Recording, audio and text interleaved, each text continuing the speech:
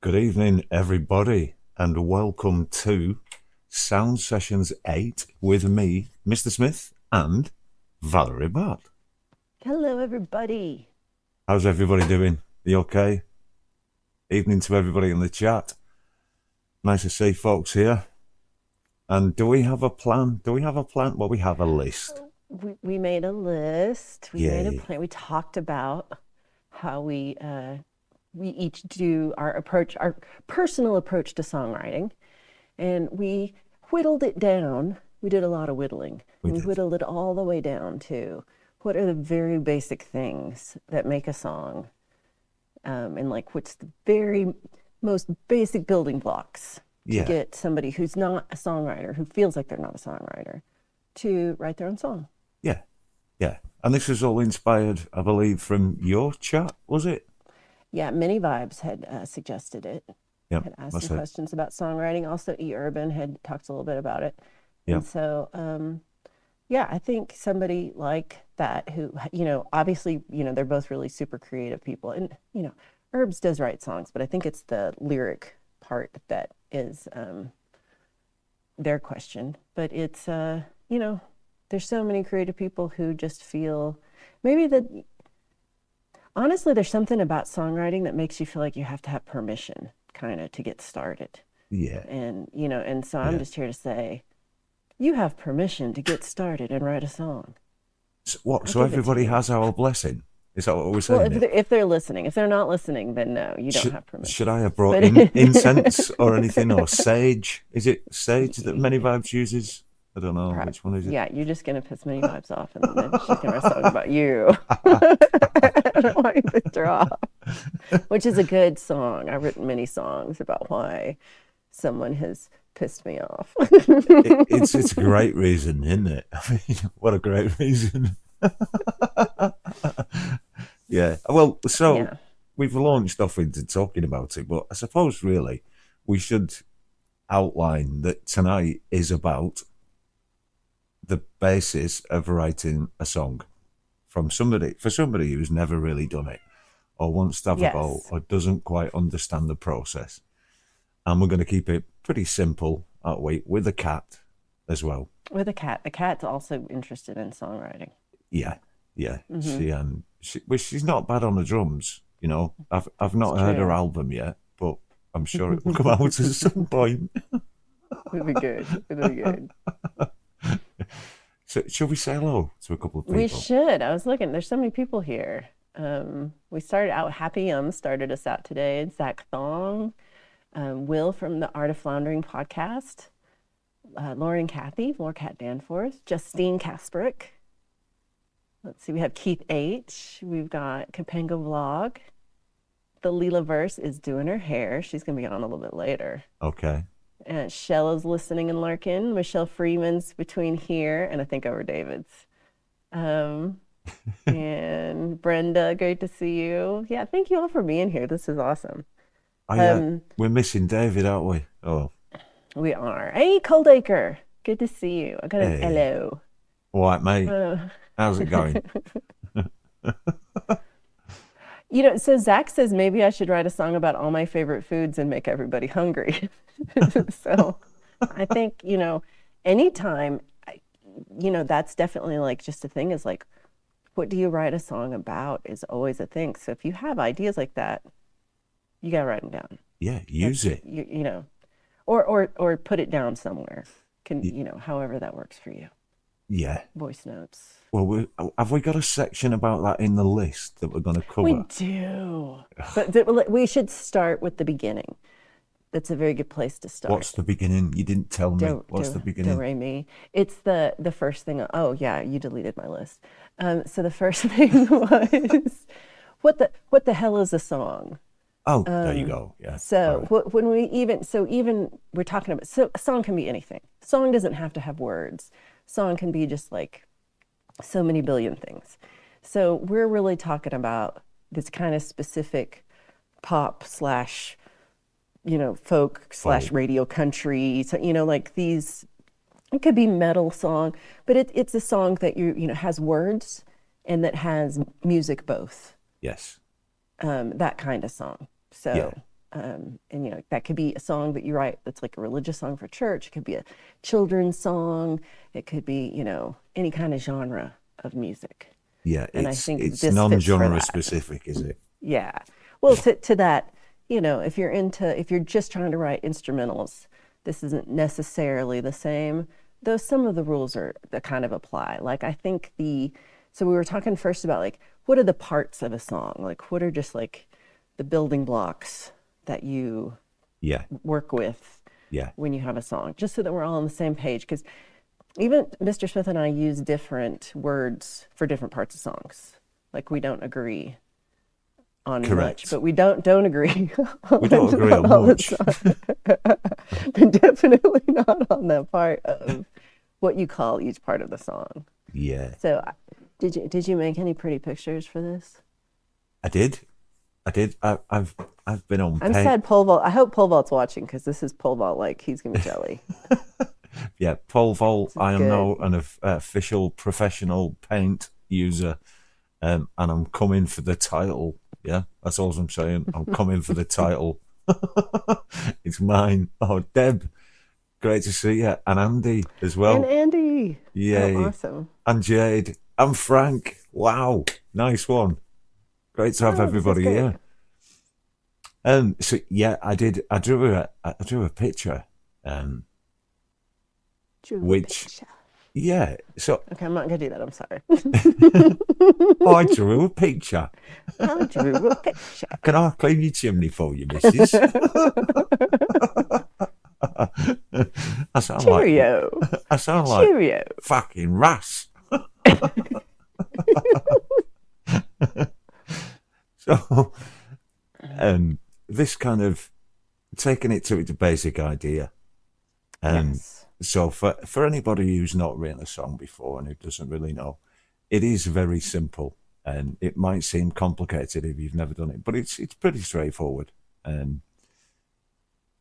know that may seem easy for somebody who's got some experience like Valerie and myself, but essentially you're just sticking to basic building blocks, aren't you? So you need a couple of sets of chords and some words, and then a little tune to fit the words across the chords. And we have one of those sections and one of those sections and another one of those sections and another one of those, and then we do a fade out and we're done. And we go to number one and it's all sorted. Then we win a Grammy. That's it. Yeah, that's it. The Grammy. Yeah. Hey, yeah. Many Vibes is here. Many Vibes. Yes. And Yay. Mixed Club. And Mixed Club as well. Mixed Club, we're talking about songwriting tonight. So what are your basic parts of a song? Like, what are your building blocks? Okay, so I have a handy picture ready for us to look at. Look at this. I've been going wild in paint. I tell you, I'm coming for the title, Pole Vault. I'm coming for it. Honestly. So you can all see by the picture there's a really simple key. Now, at the top left, you've got your yellow square. So a song is basically split into these sections. There's nothing more complicated than this. You've got your intro, a verse, a pre-chorus, a chorus, a bridge, stroke, middle eight, and a solo. And that's pretty much it. And then underneath this, you've got three basic song layouts. So your very first simple song will have a verse, and then a chorus, and then a verse, and then a couple of choruses, and it's finished. And then a song with three sections in it, even though it's got four, because I don't count intros as really proper sections. They're just a bit you tag on, but we'll call it a section. We did have outro as a section before, so we kind of also took that off for repeated chorus ending, because it is most often just a repeated chorus. Most pop songs do that, don't they? They just repeat the ending. You're right. Yeah. Sometimes there's a separate outro, but yeah. So tonight we're just looking at this idea of, to start with your very first song, you literally need a verse and a chorus. And we did forget the outro. Yep. But, it's one of those. Most of them do a fade out chorus. There's very few songs that have a specific outro, unless you're Cold Acre, and then he goes off into he can do that. 70s that's a true rock. Separate other outro. Yeah, completely. Like it's a different track, you know. So unless you're Cold Acre, you know. Yeah. And also, if you're Cold Acre, you do have the green solo guitar. If you're Valerie, you do not have the solo section in your song. But there is that. Unless it's the part where I whistle, then maybe if it's that part. Hey, they were good tonight. Your whistles. I did give whistles today. So, but I'm likely to have. So I call it a bridge when it's in between the second verse and a chorus. Put a bridge that is something different. It's a little. It's a bridge. So a verse is kind of telling the story. And then a chorus is like, here's what we're talking about, y'all. It's like the part where we would all sing along if we were in church or something. And then the bridge is like, hey, what's that over there? How does this look from this perspective, maybe? Or what's something that, it has a little bit of other movement. Yeah. And it usually has a little bit. But your song didn't have to have that. No. Doesn't have to have a bridge. No. It can just be verse, chorus. Mm-hmm. In the folk tradition, they often are. In the folk tradition, yes. And in the folk, that idea too of that it just has to be folk. It has to be verse, chorus. Songs can be super simple. Like a song doesn't have to be the bottom rainbow thing where there's 87 colors on the bottom. Doesn't have to. It can. No. It can do that. Mm-hmm. But it doesn't make it less of a song. No. To just have the 2-section song layout like at the top. Yep. That's it. And I think for a first song, that's probably the way to look at it. And we discussed this as well. So writing songs is quite often about, you might write 5, 6, 10 songs to get to one that you think is okay. Totally. They're very much like sketches or paintings or something. You might paint or you might sketch or something, and every so often you hit on something and it's really good. So one of the things with songwriting is, I think, don't get too hung up on it. Kind of just do it, finish it, get it to bed, and move on to the next one. And especially because you can always come back and rewrite it and improve it later. For sure. It's never set in stone, is it? Yeah. And there's songs, like sometimes you're writing a song and you feel like, oh, I can't do that because I already did that in a previous song. That rule doesn't exist. Correct. You can learn 2 chords and you can say, I know G and I know C. Mm-hmm. Now you learn D, now you can go no. But if you just know 2 chords, you can write an incredible song that is catchy. And you cannot just write one song.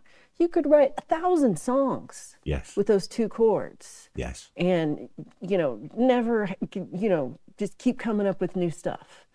And because you can copy yourself. You can take an idea and use it in multiple songs. Shakespeare did this. He would use allusions to his, we can do that. So there are no rules about what you can and cannot do in a song.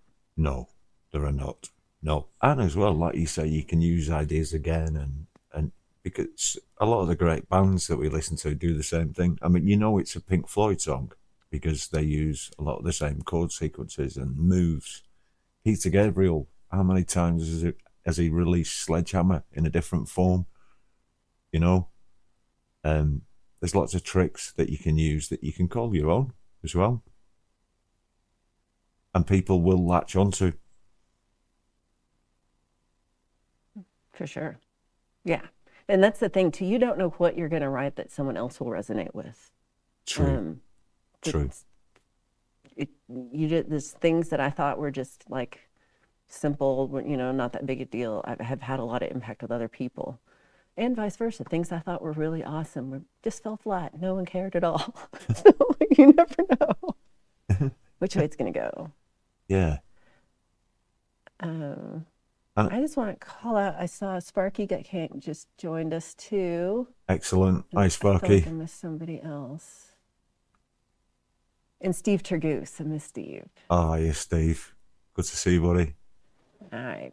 So, okay. So what do you think about when, so how do you use these blocks when you're thinking about a song? In a really simple form. So I very quickly like to identify sections. Now, a verse is really kind of obvious to me, and the chorus is really kind of obvious. The other sections you can kind of argue about. Like we said before, is it a bridge? Is it a middle eight? It usually depends on which country you're from, to be honest. Definitely. But one of the things I do use this kind of thinking for is to lay the song out, to record it quickly. So, for example, if I was going to do a quick demo of a song and I had an idea for a verse and a chorus, I would record a verse, record a chorus, and then copy and paste it out so that the song was laid out in my DAW, so that I can very quickly just go to a section and add to it if I want.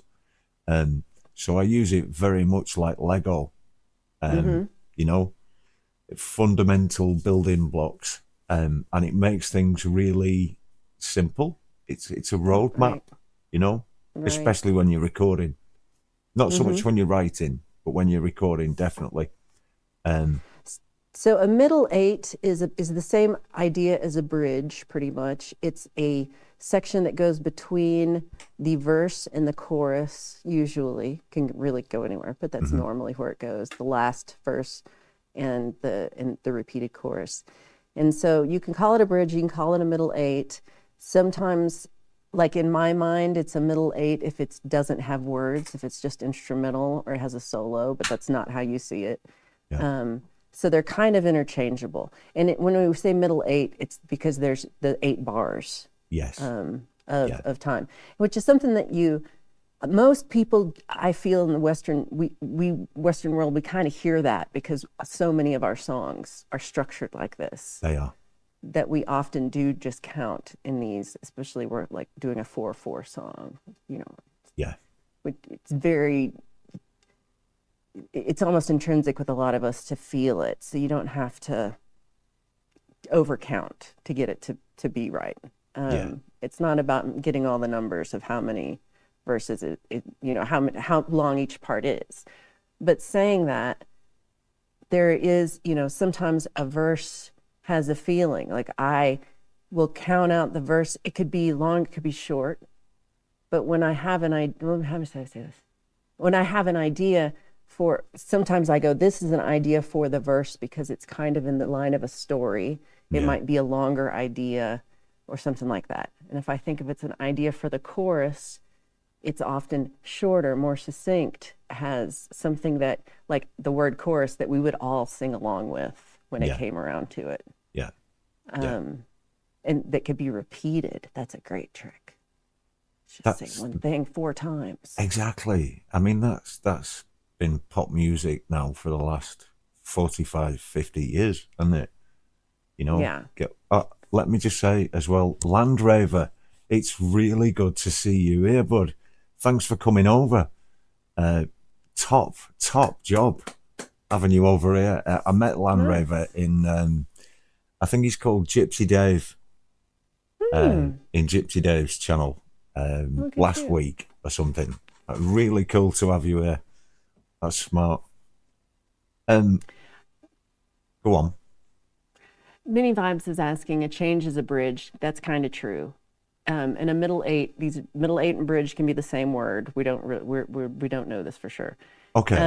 All right. And it doesn't have to be 8 bars. There's no rules about how long it has to be. There's no rules. No, and that's come from the days of rock and roll pop music, where you were doing 16 bar sections. So we go around in 16 bars. And then a middle eight was this other little section, which was quite often just 8 bars with this little different phrase. And that was because pop music was quite often, and rock and roll was 2 minutes long for a song. So you only got 8 bars for this little bit. that's where it comes from, but it's got nothing to do with the actual measures, like you said. And bridge in the UK would be going from verse. The bridge would then come after the verse and go into the chorus, because it would we be would call it a pre-chorus here. Exactly. That's the difference. Different thing. Yeah. So yeah. I think we should just, don't worry so much about what it's called. That part. No, we're never going to agree. So, well, and you can call them. I mean, that's like just a kind of guide, but you can call them A, B, C, and D. It doesn't really matter. Right. So that's what I do. I call a verse as an A and a chorus as a B, and so I'll have a song that's like A, B, C. That's my bridge. Yeah. And then it'll go B again. That's how I think about it. Yeah. And I don't really necessarily start usually with that in mind, but we also start in different places for songs. We tend to, yeah. I mean, we both do it. We both go both ways. Yeah. But we more often do it dramatically differently. We do. Yeah. We do have a different approach. Yeah, definitely. I think with yourself, you seem much more attached to the lyrics being the starting point. For me, the lyrics can be manufactured like the pink goo that they make chicken nuggets from. Yes. And I love how that, because they're the most important part to me. It's what means something. Fine. Doesn't have to mean anything to you. It's not that they don't mean anything to me. I mean, to me, I think I can manufacture them as I go, rather than them being right. I'm not carving David out of the marble. Well, I think you're more likely to start with an idea, like maybe some melody or something, like, you're like, have some idea of a bass line or top line piano or something. Yeah. And you start with that idea of the music, and then you say, okay, now I have a tune that goes dun dun dun dun dun dun dun. And so what words could I put into that space? Yes. Now you have like a little line. So you go, okay, my song is gonna go, do you know how to do this and that? I don't know, that's a horrible song. But it's all you do. Whatever. Just stick words in. Yeah. And then you try different words until you're like, oh, this means more. I'm starting with, I think about words that I think are like, oh, I love how that sounds, or the idea of this, or this phrase. Like, so last night I wrote a song, and it's like, I saw a thing that said, I'm looking for a heart that beats like mine. Okay. And I'm like, oh, I love this idea. That's really nice. Yep. So I just wrote a song about this idea. And when I thought, I was like, okay, that is catchy enough to be a chorus line. Okay. And wrote around that idea. So I had a prompt, basically, that I gave myself. Right. Okay. So I'm excited you got the guitar out. What's going to happen? Well, so Many Vibes says, so do you like improvise and then a song idea comes from it, or do you have your little ABC and colour schemes first? Well, in a way, Many Vibes, so it can be twofold. It can be, you can have wrote what is essentially a piece of prose or a poem, and that becomes the centre point. So those lyrics have a rhythm, and like Valerie's just said, you might have a little tune for them. At that point, you're looking at fitting some chords to them. So essentially, you've got either your words or you've got a couple of chord sequences. Yeah. So we might just have a really simple chord sequence that you play.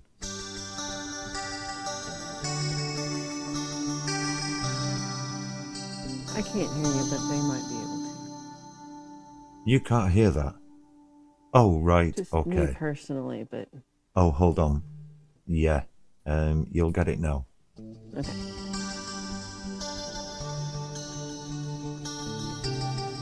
Yeah? So that's just G, C, and D. We're all comfortable with that.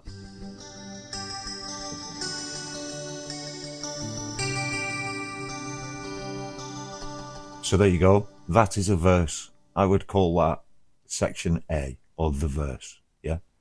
And then I'm just literally looking to write a tune over that. La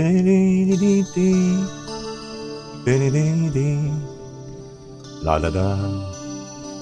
Do do. Dee dee dee. La di da. Yeah? So that would be section 1, many vibes. And then I would try and find a section that sounds nice to go with it. So I'd find some complementary chords for a chorus. And they'd be somewhere in the same key. So we've got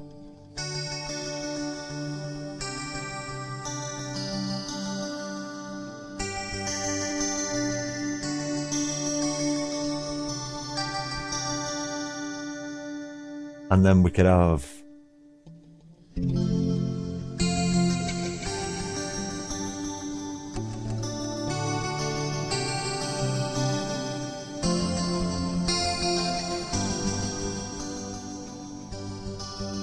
so we've chucked an F chord in, gone to a D, and now we've got a chorus. Yeah, so just put them 2 sections together and write a tune over it.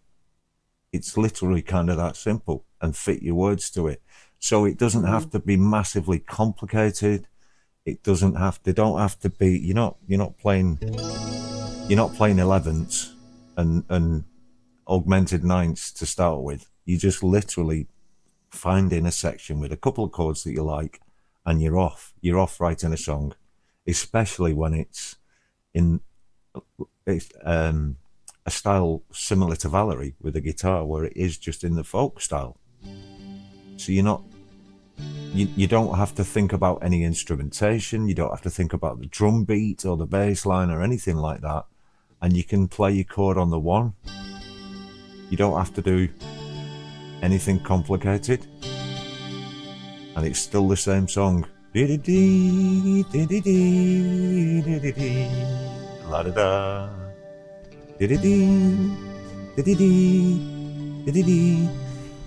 So straight away you've got a song that you can just organize into 2 sections, like our view here with a little red and blue. There was nothing political in that, by the way, just for anybody who's American. Maybe I could have picked different colours, but No, it's perfect. Yeah, it's perfect. But that's essentially what you're looking at, many vibes. Like I say, it doesn't have to be complicated. And if anything, I'd recommend for anybody who's starting a song for the first time, really keep it simple. Don't make it difficult for yourself, and keep it simple. Because I know you can testify to this, Valerie. You've been writing songs pretty much all your life. And not true. Well, adult life? I've been writing songs for 10 years. Okay, 10 years, right. Well, over that time, you will have felt a progression in yourself and your own songwriting, won't you? Yeah, hold on. I think we're at 11 years. Okay, all right. That's important. That mattered. We do the guitar off. Yes. So one thing I noticed, Many Vibes mentioned that those same chords you used could be a bluegrass song. Yes, and I thought that was a great point, because it could be any kind of song. Yes. It could be like the chords you use, do not like how you play them. They could be played a billion different ways. Yeah, this is the thing. A chord sequence. Or at least 8. Yeah, at least 8, yeah. Yeah, a chord sequence is simply that. It's a sequence of chords. Sunshine, really good to see you. Nice one. And Rich, GT350R, great to have you here, man. Yeah, a chord sequence is simply that. It's just a chord sequence. It isn't genre specific. That's your job. You decide.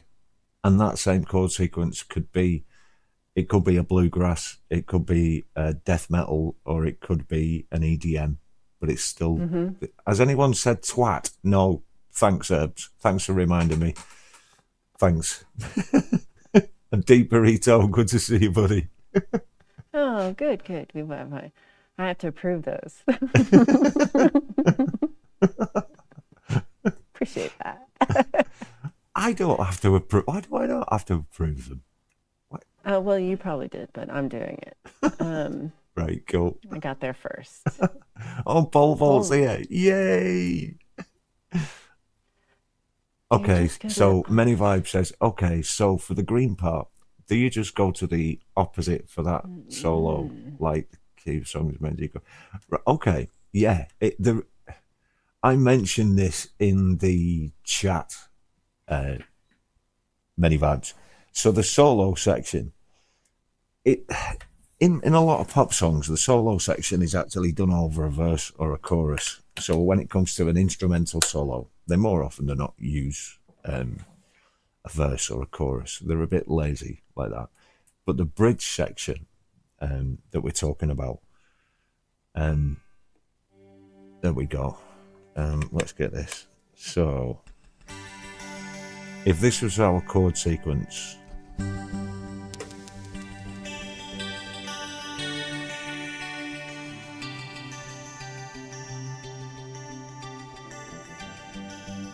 yes, Herb says switch to the relative minor. So we're in a major key. We're doing G, D. Sorry, Valerie, you can hear it now. I knew what you were playing. So a chord that will run with that C, A minor, relative minor.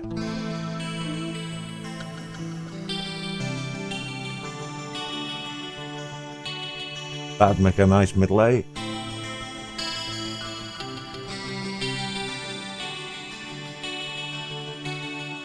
Back to the beginning.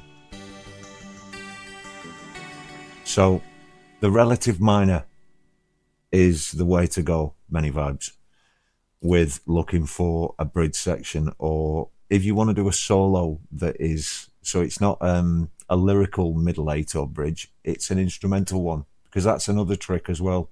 You don't have to sing any lyrics on your bridge. You can use the bridge as a solo as well.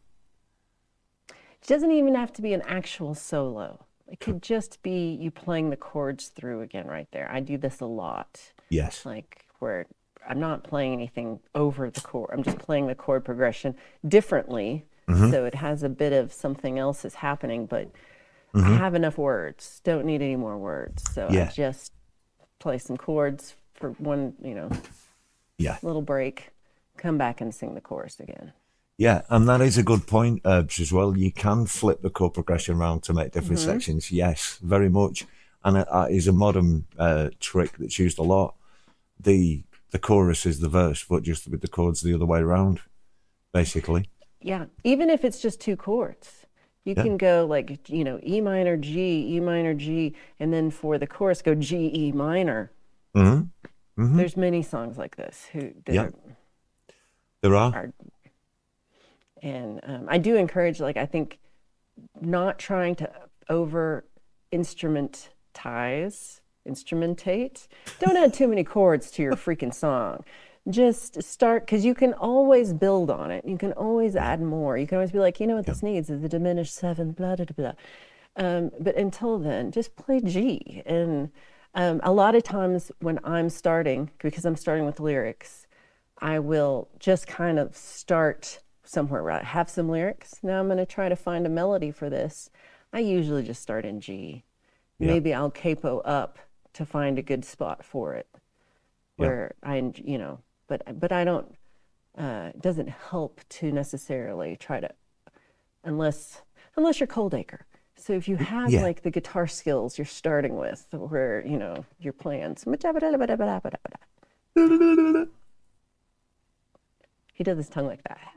He does that. I can't do it through the mask. No, he's doing it though. It looks a bit weird through the mask. Well, anytime Jade's here, you're doing that. Well, that's true. Yeah, actually, she does like that. Yeah. Yeah, I'll do some video for you later, Jade.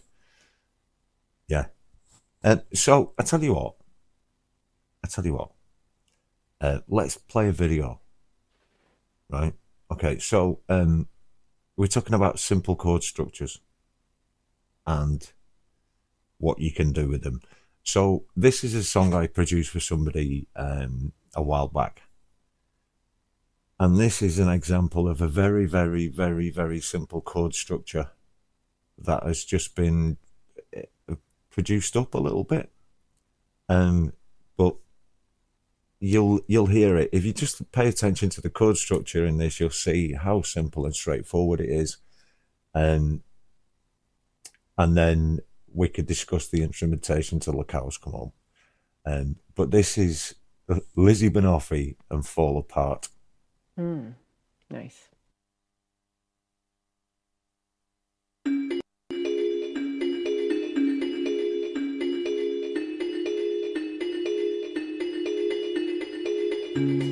Close your eyes. Close your eyes. Then you don't have to see me crying. Hold your tongue. Hold your tongue. There's nothing to be said that can undo what's been done. I fall apart each time I try to walk away from you. There's nothing else that I can do. No way to change the way I feel and the way I am without you. All I do is work and smoke and drink myself to sleep at night.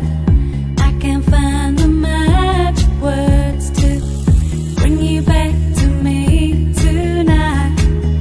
When you're going downhill, momentum only builds, and I would be a total mess if it wasn't for these headache pills. I fall apart each time I try to walk away from you. There's nothing else that I can do. No way to change the way I feel and the way I am without you. I fall apart each time I try to walk away from you. There's nothing else that I can do. No way to change the way I feel and the way I am without you.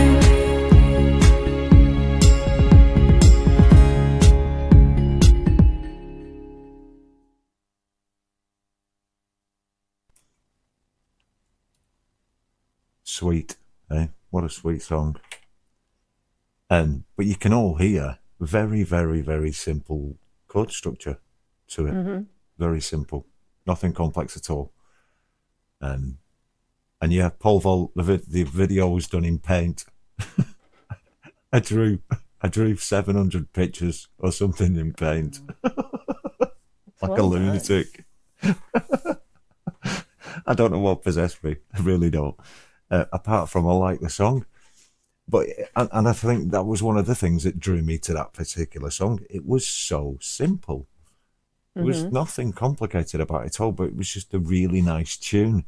And I think that was one of the things that inspired me as well, that for such a simple chord sequence to have such a lovely melody, it showed that it's got nothing to do with complicated chords or anything like that. You know, it's True. all E, A, D, pretty much. G, C, F, you know, whatever. It's pretty straightforward. And hopefully it kind of serves to inspire people that you really don't need to do anything complicated to write a nice tune, you know? Yeah. Coldacre just commented, good song, ended quickly and leaves you wanting more, which is great, demands a replay. And I think that that's a big, especially when it's your first song or your first couple of songs, it's hard to stop. Yeah. You just want to keep going, keep going more. Yeah. And the best songs are like so short, like 2 minutes long short, which is really hard to write a 2-minute song. It is. But if you can write a 3-minute song, super plenty long. Yeah, especially for radio play as well. I mean, radio play won't do anything over 3 minutes, you know. Yeah. And I'm the worst person about overwriting. I overwrite. Most of my songs start 6.5 minutes probably. And I go, okay, what do I cut out of this? Like, what's too much? What do I need to go back to the chorus again? Do I need a third verse? Do I need, what part of this is too long? Because so many of us says Bob Dylan doesn't have short songs, but he does. He has some really short songs. So it can be done. Even Bob Dylan can do it. Wow, that's a shock to me. Bob Dylan has short songs. He does have some short songs. Are you serious? Yeah. What does he do with them? Hide up in a box? Well, there's just so many songs. True. Yeah. Unless you know, you don't know, do you? Yeah, there's just so many songs that he does. I mean, I will say, most of his songs, stupid, way too long. He should have cut out half of it. If I was his editor, I would have been like, yeah, this song does not need so many verses. I'd be the same. Oh, we've talked about this with yourself, haven't we, as well? So, on our list, I'm going to refer to our list. Did you see that? See what I did there? I'm opening the list so I can look. Okay, let's look at the list together. Right, all right, yeah. Okay. All right, so you've put on the list, or we have put on the list. We talked about this as well, for a minute. If you think of a lyric, write it down. Write it down. So. Or talk it into your watch phone thing like I do. Yes. I'd say, Siri, here's more lyrics, and then it records them, and I'm like, go gadget phone, anything. But you got to write them down, because if you're listening to us right now, you're old. And you should write it down, because you're not going to remember this tomorrow. Well, then, even if you're not old, it's very easy to think of something and think, I've got that. The next morning, if you've not written it down, you ain't got it. Whether you ain't got that. 20 or 200, to be honest. Yeah, if you're over 25, you got to write that down. Yeah, forget it. If you're under 25, just keep drinking, but enjoy life. But if you're over 25, put the bottle down, pick up a pen, do something, write it down.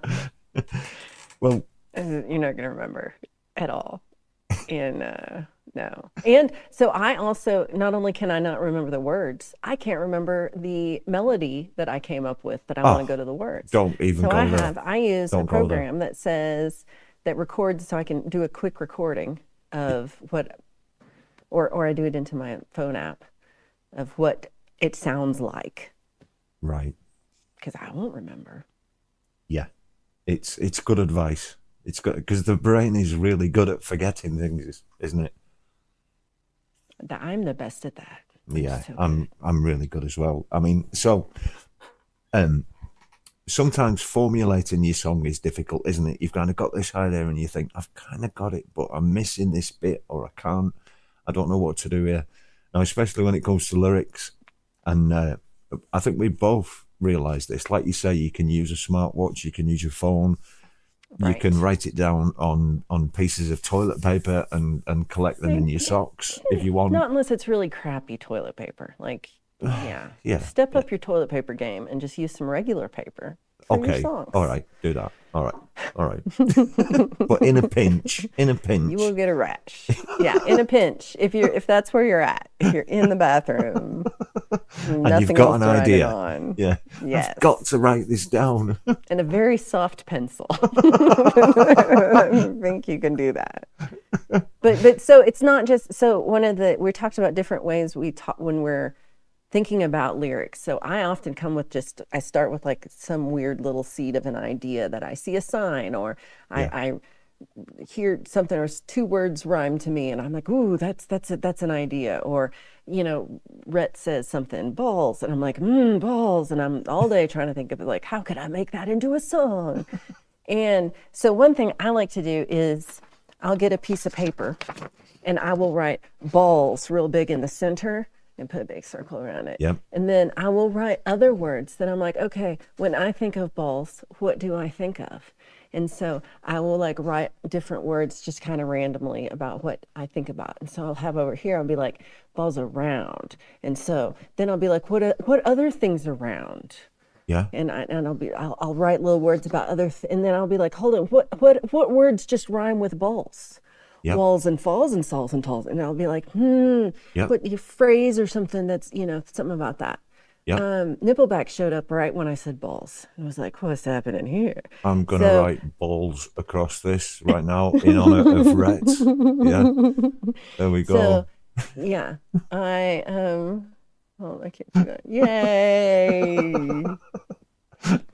So I call it cluster. Well, I don't call it that. It was called that. And I was taught this way to do it. I didn't come up with this. Okay. But it's like cluster ideas. So you kind of just make a spoke and you come up with some different words and you just write words that make you think of that. Yeah. Yeah. Like an idea. A whole bunch of words. What do they call it? An idea cloud. Is that an right? idea cloud, word cloud. Word totally. cloud. Yeah. Yeah. Just make your own. Well, okay, I'm not approving that, Herbs.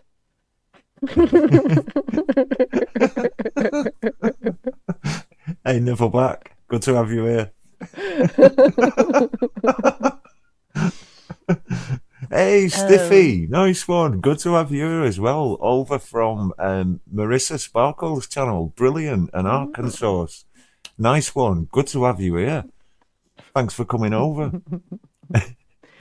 And so you had told me about some different song also ideas, that like the David Bowie one. Yeah, I think it's a pretty famous story about how he wrote quite a few of his songs. He literally took newspapers and he looked through them, and anything he found to be interesting, a couple of words, a sentence, he just cut them out, and then he threw them all in a big pile on the floor, and took those sentences and words and formed a song out of them, like a collage. Yeah. And so he didn't really use any of his own imagination for it at all. Probably very disconnected from it as well, in a way. Well, you say that, but I think there's a lot of imagination in that, because what words pop out at you. It's not like you're using every word. You're finding words that pop out at you. And yeah. And yeah. I can go with that. I mean, I think it's a bit, it's not exactly struggling to write your magnum opus, is it? It's kind of, it's a little bit, I'm out of ideas, let's try this. Do you know a song that he wrote did that technique? No, should I Google it? Well, I'm just curious because I hadn't thought about that. I was like, hold on, which David Bowie song are we talking about? Yeah. In fact, can somebody in the chat find out? Yeah, does anybody know? 1,000 points to anybody if you can find out if David Bowie wrote a song we know that was done that way. Yeah. Because I can't imagine that there's a newspaper that he was like, let's dance, or that I don't know. That was a bit of a vampire movie, actually. The way you said that. Yeah, it was a bit very British. You're rubbing off on me. Yeah. Oh no. Clean your chimney for you. Yeah. So I think, if you're not like writing a letter, I don't know, it seems like that's also, how you write a letter to kidnap someone or ask for, blackmail. There is that. There is that. If you're not doing that, yeah. you can be writing a song. And then I liked your one also, your Peter Gabriel story. Right. Yeah. So he does this on his albums. So he's got his mixing desk. This is much bigger than mine. I mean, much bigger than mine.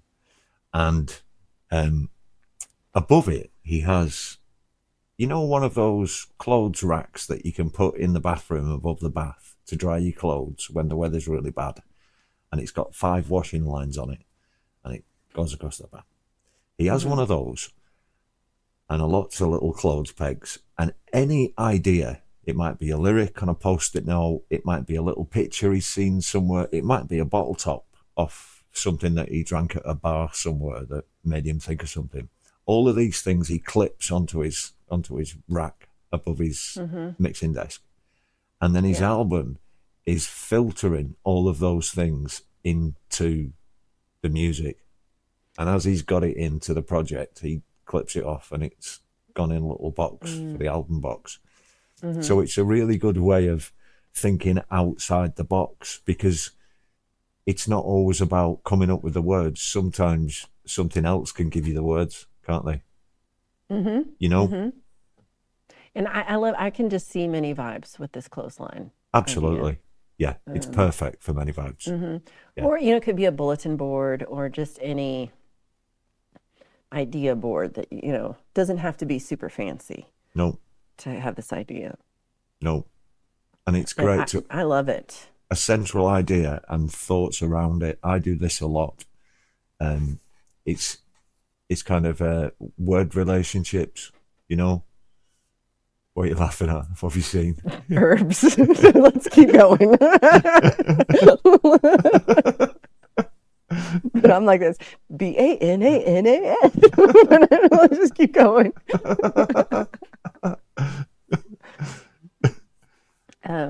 Yeah. So, any idea, anything where you can like put ideas up, where you can see them, so that your mind and your back of your mind can think of all these things when you're, you know, just your unconscious, your subconscious can think about them. Yeah. Well, I find as well that I start to write a song. I've got the main frame of the idea, and I get stuck on little bits. So I'm missing a line here, or I can't get a word to connect there. And this is where writing ideas around it helps quite often. You know, just spitballing around it, and out of that totally comes, you know. Yeah, I think that's a huge one too, is just to put, that's why I overwrite, because I just put anything I can think of and I write it down. And then later I'm like, oh, this is better than this part. I like this one more. This is what I'm keeping. And the other one, it's not wrong. I mean, I might use it in another song, or that might come up later. So it's, writing as many songs as you can, and not being afraid to just, like you're saying, spitball ideas. Yeah. And I have a rule at song school that you just don't say no, even to yourself. Like, you just put it down. Yes. Yeah. That's where I was going. And it's no idea is a bad idea. Get it down and then move on to the next. Keep going. Keep the ideas coming. You know? Yeah. The only bad idea is I don't need to write this down right now. I'll remember it later. That's the only bad famous idea. Last words. Oh, mixed clubs, not mixed club, Many Vibes iPad is being interesting as well. So Many Vibes might disappear. Well, Deep Burrito as well. I just noticed. Hang on, built the sonic jacuzzi effect for Peter Gabriel at his studio in the late 80s. Very cool. Very, very cool. Wow. And Zach says, Gabriel's such a magical songwriter. Yeah, he's really good at imagery, Zach, I think. That's one of the reasons I've really liked Gabriel throughout my life, because the imagery is so strong with him. Did you see Frank's last? Frank's just said, we laid down lyrics to an Anti-Gates right, lay down your guns based on mass shootings from newspaper clips. Yeah. Yeah, tough subject, wasn't it, Frank? Really tough subject, but something that, again, like in the world, there's so many tough subjects that need talking about. And it's, especially the way that lyric's laid out, where it's just really simple. Just lay down your guns. Come on, we've had enough. You know, it's a great song, isn't it, Cold Echo? It is. It's It's a powerful lyric, to be honest. It's very straightforward, but very powerful. And then Urban comes in with Kiss That Frog. You know, both are needed. There's a time for both in this world. That's the thing about songs. It's not like you're not trying to, there's no like one best song for all occasions. No. So, you know, you want songs that make you think and songs that make you feel and songs that make you laugh. They're all equally necessary to the world. So it's, and sometimes, you know, just keeping that idea of like writing something that's simple, that's funny, that's for kids, even that's, you know, a children's song or in that style. Sometimes that's a good place to start. Like technically, I wrote a song when I was like, how old am I now? Like 25. I wrote a song that was a children's song. I did not write a song again for like 12 years after that, but okay. so technically I did write one little song. And it was easy, you know, like it had a very nursery rhyme kind of a very repetitive thing. Yeah. But that made it easy to write because, you know, it's very standard of these, and it made it easy to write too, because thinking of like this is something you want a child to be able to sing. Mm-hmm. Yeah. So that it was too long. It wasn't 3 minutes. It was probably 6 minutes. But you'll know as well, though. You'll know the connection in that between this kind of something that a child can understand and pop music. And pop music very often comes from that perspective. It's very simplified. It's very, you don't have to think too hard about it, you know, and often simple is best. Doesn't have to make sense. No. Necessarily. No. Look at Beck and REM. Lyrics. REM makes no sense. And I love them. Yeah. I have come up with my own idea of what REM songs mean, and there's no way that anyone else has come up with, you know, because dude he loves alliterations. He likes coming up with, and they REM starts like more like you do, where they started with music, and then Michael would come in and put on words and fit the words in, which brings you to a whole different place. It's you know, it's about how the words sound with the song. And Nickelback's made a good point as well. So said, I keep a running lyric bits file on my computer. Whenever something pops in my head that I find interesting, I write it in there. Then I go to it for inspiration when I'm stuck. Now then, Nickelback, brilliant point. Because Valerie and myself talked about this. Now, I'm not sure whether Valerie does this the same way I do, but I just have, underneath my mixing desk, underneath here, there are lots and lots of bits of paper with lyrics on. I can't actually reach any, but they're all tucked under my desk. And whenever I get a lyrical idea, I just write it down, even if it's disconnected. It could just be a sentence or a rhyming couplet or a little phrase or something. Doesn't have to be connected to something. Doesn't have to be a full song. I write it down, put it under the desk. And I tend to find that, say, over a period of a couple of months, if I then pull all these lyrics out, as I look through them and I'm trying to write a song, it's in there. It's in there somewhere. My brain has kind of pre-ordered this stuff and spat it all out in little pieces everywhere, but they all kind of mesh up. So any idea that you have, write it down, commit it to paper, or take a note of it somewhere, because it will come in useful later. And it's giving yourself your own song prompts. So if you're like, what, you know, I do a lot of group writing where someone will pick a song prompt and say, hey, let's all write a song about, like recently I did one we're all writing a lullaby. So, you know, like that's all or you get a feeling or a thing, and everybody writes a song about that. Or I see anything you have like that you want to keep as a prompt. You can also find prompts listed as song prompts. Yeah. Because anything can be a song prompt. Like, I think the Dr. Seuss idea is super fun. I would love a Dr. Seuss song. Absolutely. I don't think you could have enough. Yeah. So it's and it's that thing too, I know other people have done Dr. Seuss songs. So what? You still can do it. Like there's just... Well, you could write the best Dr. Seuss song in the world ever. Yeah. Oh, and one of my favorite song prompts is someone else's song title.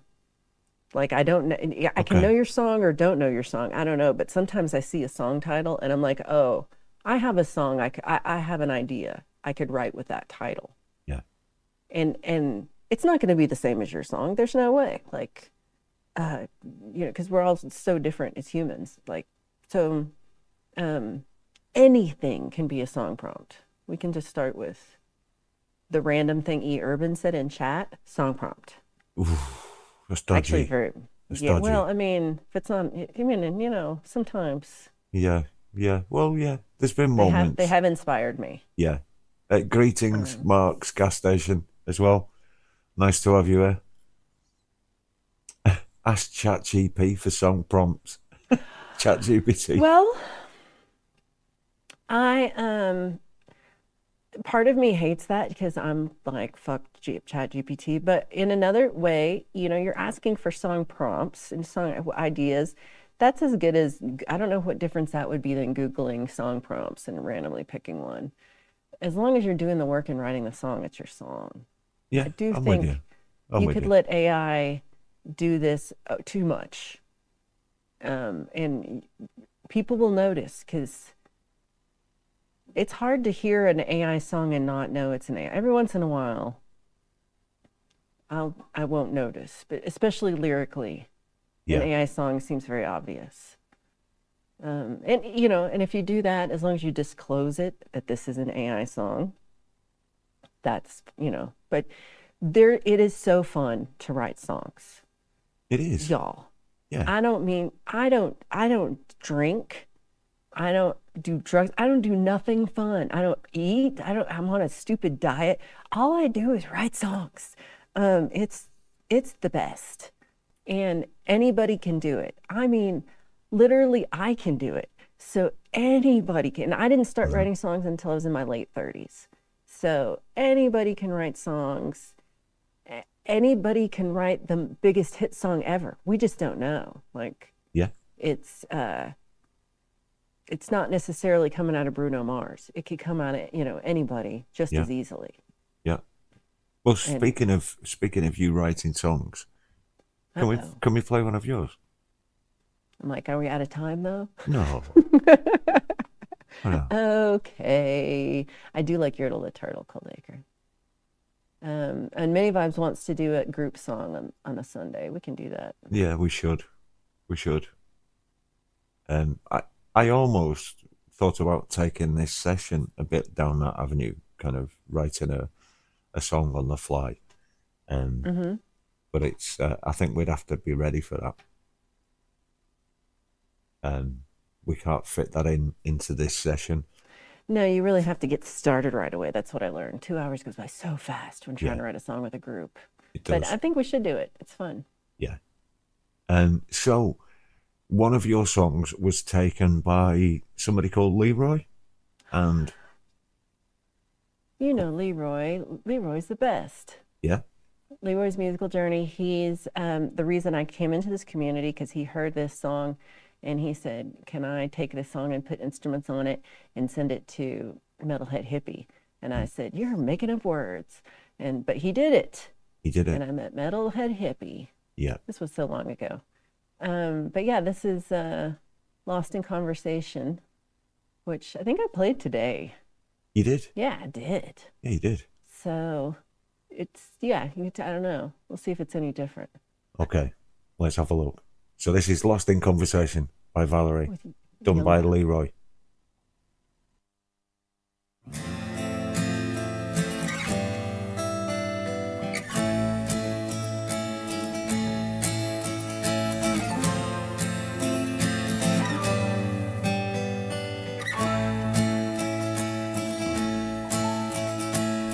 Second Tuesday, sipping slow on steams of teeny photographs of borrowed days turned black and white. Mysteries and motivations and phonographs too old to play. The melody still scratched inside like fingernails across your skin, like giving up or giving in, love, giving in.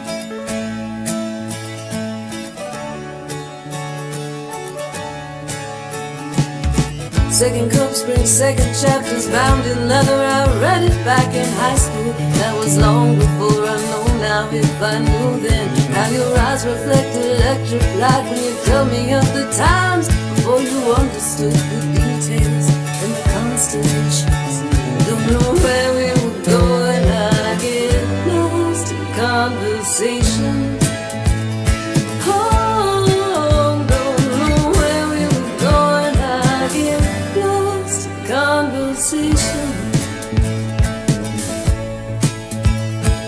Corner of my eye translates the shape on this paper napkin painted with the coffee stain and ballpoint pen. The timeline of antagonists with open ears, not judging that your wounds are mostly self-inflicted. I'm familiar with giving in. Don't know where we were going. I get lost in conversation.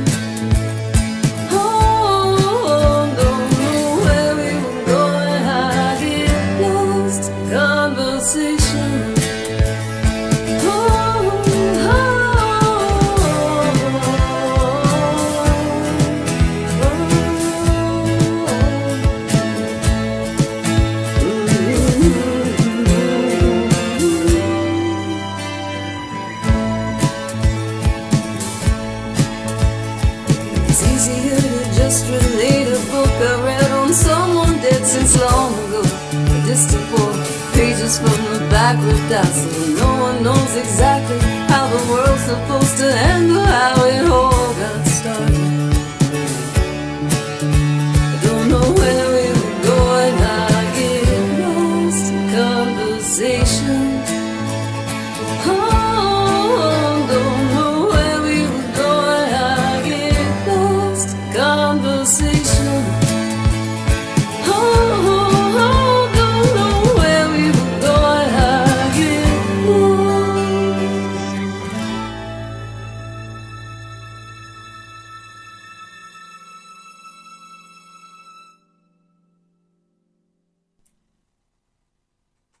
Well, that was a bit good, wasn't it?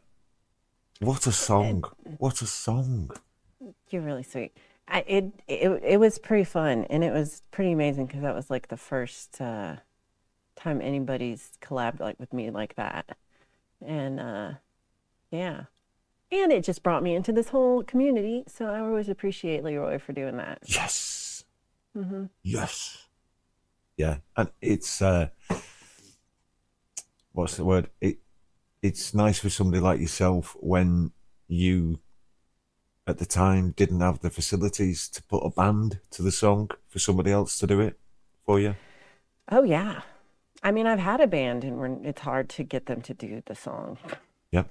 The way it's hard to get them in the same room. It's hard to get things to sound like you want them to sound. So, and I did the same problem Leroy had as you had when you did my Sweet Sweet Time, is I did not do those to clicks. No. So he really had to struggle, I bet, but you can't tell, like he had it on beat and stuff, and it was, yeah, it's just really fun. And none of that part of that instrumentation, I don't think of any of that when I'm writing the song. Mr. Smith, on the other hand, is more thinking about that kind of larger instrumentation. Yeah. Because he has more brain cells. I don't know. Like you can think about more. I can think about one thing at a time. I do. I come at it from multiple angles. It's an exploded diagram in my head very quickly. But then my basis for stuff is composite. The drums, it's individual things going at the same time. Yeah. You know. Yeah. I also. Probably not for the best, but most of the songs I'm writing to perform them. Like I'm writing so that I can play them with my guitar and sing them. Yeah. And I have songs that I've written that are not guitar based, and they're fine, but I don't get to have that same relationship with them where I'm performing them for someone. So it's kind of a different genre almost. Yeah, I mean, it does give the song a totally different identity, doesn't it? you know.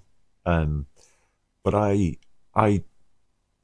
never write from the angle of it being able to be performed live ever, never. Yeah. I always have in the back of my head, if it's a big enough hit, we'll be able to pay the session players to turn up and do it. That's just how I look at it, you know. So I had started performing first, and I was playing guitar at like a little local restaurant and stuff, and I was just playing covers. Yeah. And I did it pretty straight for 6 months before I was like, you know, it'd be cool if I had my own songs. And so that writing songs came out of me wanting to perform something that was mine. Right. It's so Mighty Vibe says it's okay not to play to a click though, because it allows you to play like you talk. It's more human. Yes and no. If when I do practice to my metronome, and I do think it makes a difference to play. But when I'm playing at Friday Song Club, I don't have a click track. So if I did, it would be a little more consistent. Yeah, and I think there's something with click tracks that some people don't realise. For example, with the Methadone Hamsters, a track like Skippity Doo Dah has 5 tempo changes in it throughout the track. So where, like Many Vibes is saying, it's a bit more, it allows you to play like you talk. So sometimes you slow down, sometimes you speed up, sometimes you can't get it all out fast enough. You have to go blah, blah, blah, blah. And other times you sit back and you kind of do this. Well, it does, it allows you to do that. And our click tracks are, so the chorus might be better actually a little bit slower than the verse, or vice versa, a bit faster than it.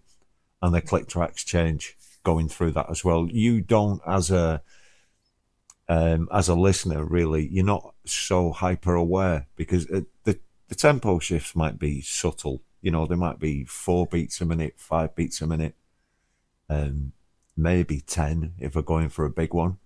But yeah, click tracks, if you think of a click track as the conductor for an orchestra, and basically what it does, it enables everybody to know when then is.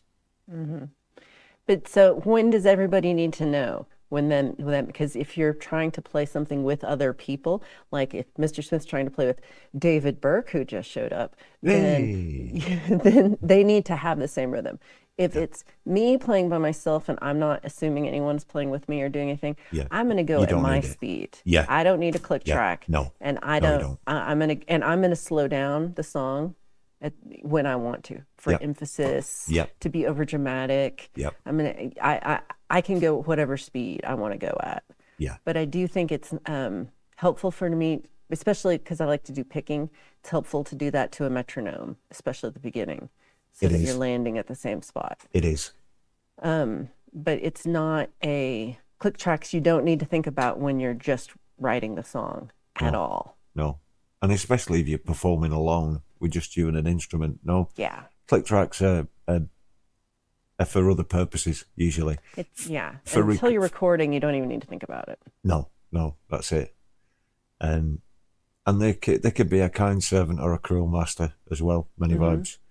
But there is something as well that people don't realise, maybe, again, with click tracks. Dave knows about this. So with a click track, I can play ahead of it or behind it or on it, and that makes a big difference. Now, to listen to, you'd think I was playing the song slower or faster, but I'm not. I'm playing it differently against that click, and those differences make the song feel different. So you can be, for example, Billie Jean, Michael Jackson, is just behind the beat. It's just behind. It's lazy. It's, and then the keyboards come in and they go ba ba cha ba cha ba, but it's going it's kind of laid back, and then it goes ba ba da so you get this kind of pushing and pulling against the tempo, but that click is rigid throughout all of it, and it's just those little shifts that give you that feel as well. So there's a lot in clicks, to be honest. Yeah. But And there's a lot to be said for, so there's, in my view, this is for me, I am writing these songs and they're very simple, and I'm writing the very simplest part of it. I'm writing my melody, my lyrics, and my chord progression. It's as simple as could be. Yeah. That can be made into anything. Yes. I have, that it could be, made into a country song, made into a metal song, made into, just different feels of things, change the chords, change the keys. And all these, and then adding instruments. I can hand it over to somebody like Mr. Smith and who can add all the other parts to it. But it's not, but it's almost any song you can polish up in different ways, put different dresses on it, do different things to it. You can. So like just coming up with your, like, this is my idea for a chorus, this is my idea for a verse.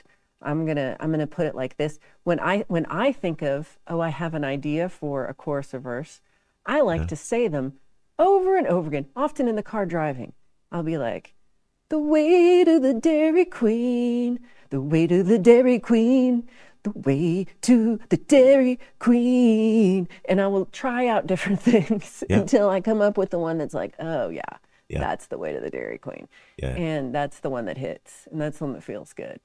Yeah. But so there is, I think, a lot of just trying different things, just shooting different, doing different, making noise. I do that all the time. I do that all the time, and I refine. I use a process of what I call refinement. But I suppose really it's just finding something that I find pleasing. Ultimately, I call it refinement, but maybe that's a bit rich. It's a bit rich though, isn't it? It's just getting to something that I like, really. Chad, good to see you, buddy, as well. And Dave, I didn't actually officially say hello to you, mate. Hope you're doing okay. And I can't wait to see ya. I miss ya.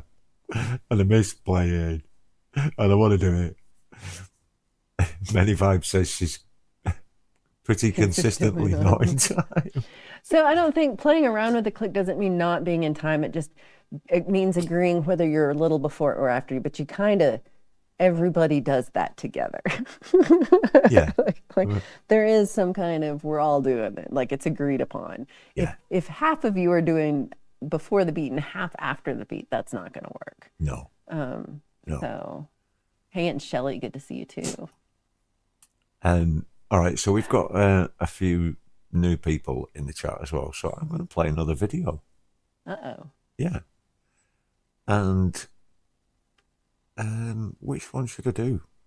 I think we should do. So this is a perfect example of what we've just been mentioning. Uh-oh. Yeah. A song that can be written one way and then presented another. And this is your track that was done with Son of Snake. This was fun. This was Chad Freeman's fault. Okay. As Chad enters the chat. Did you see what I did there? Smooth. That was smooth. Yeah, Chad made this happen. Chad suggested this. But yeah, if you've listened to Friday Song Club, I do this song a lot, Ready, Steady, Go. It's a very folky folk song where I pick it. And then Son of Snake wrote a punk track. Yep. And then I did redid the vocals for him. And he did all the mixing and everything. Yep. Okay. Let's play it. Valerie Bhat and Son of Snake with Ready, Steady, Go.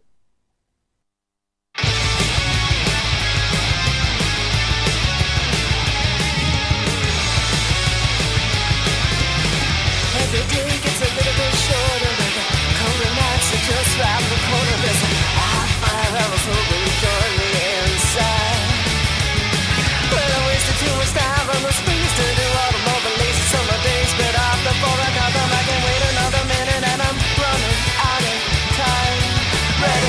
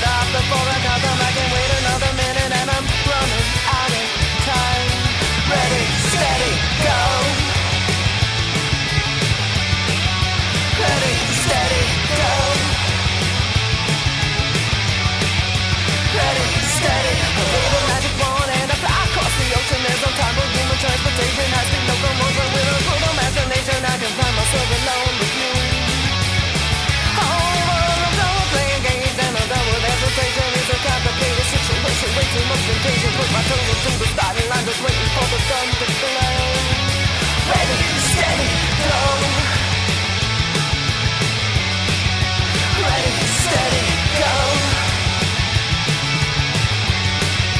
Ready, steady, go. I'm set to take my time, don't worry about the bottom line, and don't take too much, they say, to heart. People said the take was mine, no, they don't want to leave behind. Time to tear your whole damn world apart. How ready, steady, go. How ready, steady, go. How ready, steady, go. How ready, steady, go. Lights will help you to discover the meaning underneath the camouflage, the colors you can't face up to the feelings that you hide. Let it all out, you can't count on tomorrow, and forever then the story was broken. Every bottle there's one last day to take me for a ride. Ready, steady, go. Oh, ready, steady, go. Oh, ready, steady, go. Oh, ready, steady, go. Oh, ready, steady, go. Good bitch.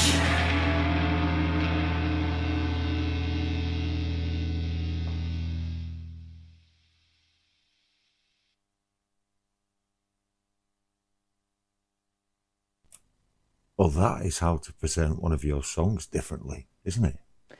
It was definitely different. Yeah. For next sound sessions, we're going to work out our hand signals because I was dying.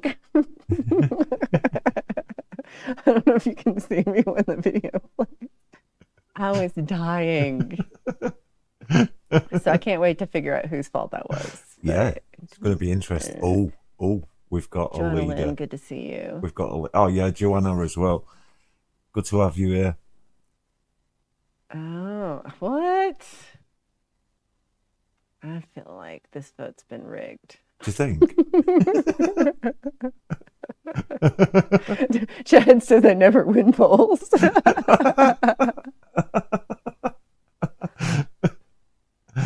The part where the video dropped was the bridge. I do think that was true.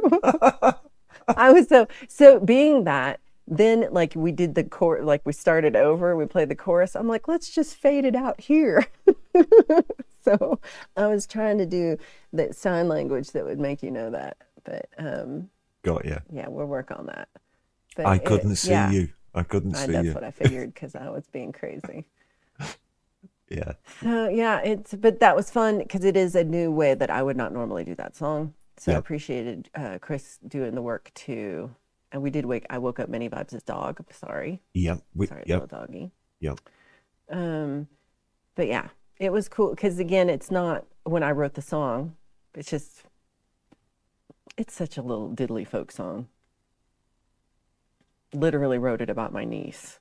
Like it's just, or from something my niece said, you know. Yeah, it was quite, in that respect, it was quite throwaway, wasn't it? As in, you weren't exposing your inner self with it. Oh, and the lyrics? Yeah. Oh, no, the lyrics to me are very important, actually. Yeah. But it just, the lyrics started like my little song part, like what started the song was something my niece said, and that's the Ready, Steady, Go. And so I was like, oh, that's an interesting thing. And because I don't know it. I know Ready, Set, Go. And when I heard Ready, Steady, Go, I was like, what? So that to me was interesting because it didn't have to be actually interesting, y'all. It gave me just that much level of interesting. We'll see you soon, like, Many Vibes as well. Not. Yeah, give the puppy a treat for us. And love to Mama as well. I hope she's doing all right. I haven't said hello to Many Vibes Mama for a long time. So, all right, a quick recap. Yeah. Okay. Yeah. So, yes. If you're looking to write a song, the first thing to do, keep it simple. So you don't need any complicated chords, and you don't need to be Keats or Shakespeare. Keep it simple and try and keep it short as well. 3 minutes is great. If you can get your song in 3 minutes, great. Huge. Yeah. And on the way there, any thought you have, write it down. Have a space to have all your ideas, keep them all together, and don't think you'll remember it, you'll forget. Write it down. Keep a record of it. And then on this list that we have as well, back to the list, Valerie. There's something we've talked about here. Now, so you've got your chords, you've got your simple song, you've got Axe and Nacho, yay, and Shelley. Good to have you both here. So you've got your simple song, you've got you've got your song done, you've got your chords, you've got a verse and a chorus, and then getting it in the right key for your voice. What would you like to say about this?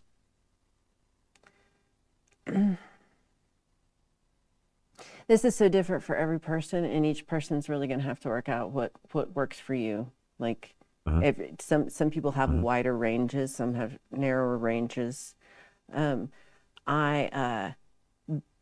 This is where I would just start, like, in something simple like G or something, and would capo up the guitar.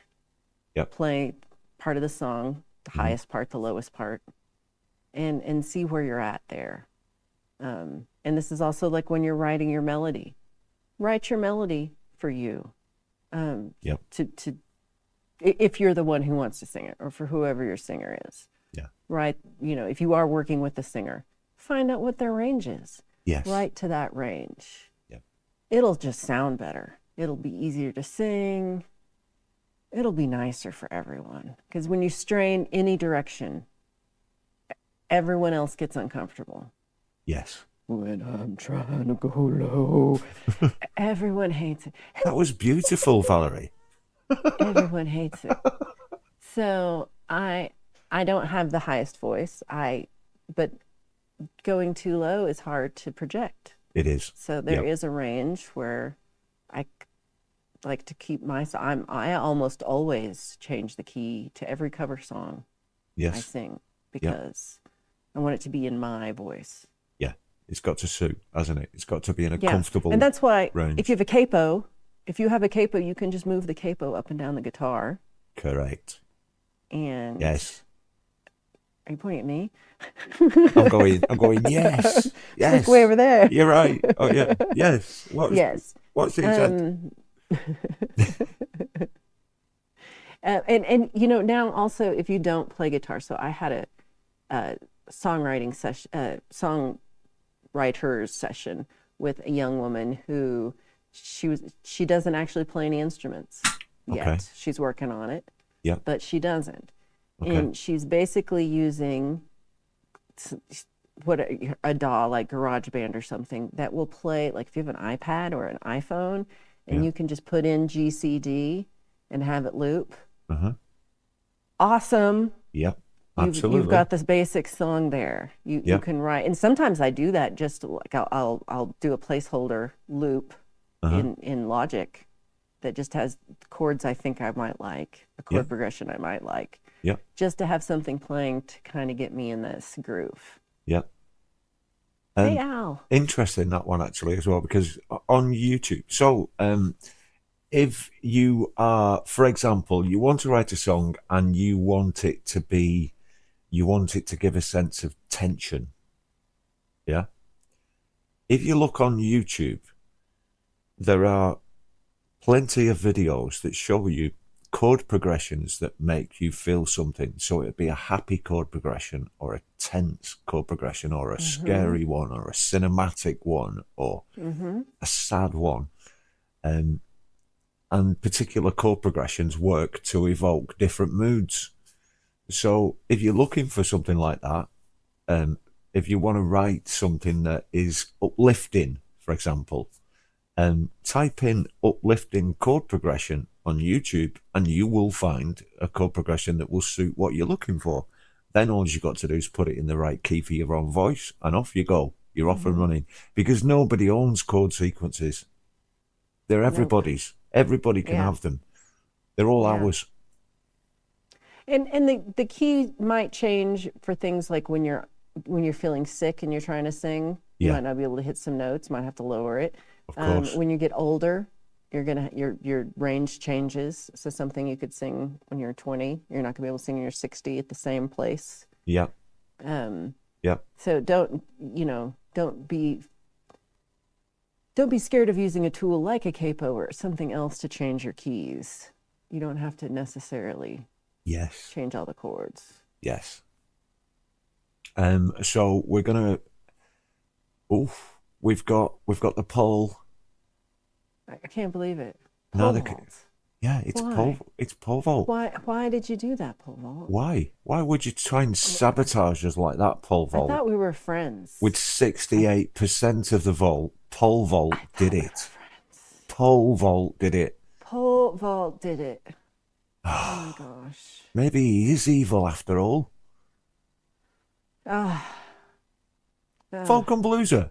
Yay! Marvin Gaye's estate owns all the chord progressions, prepared to be sued. They'll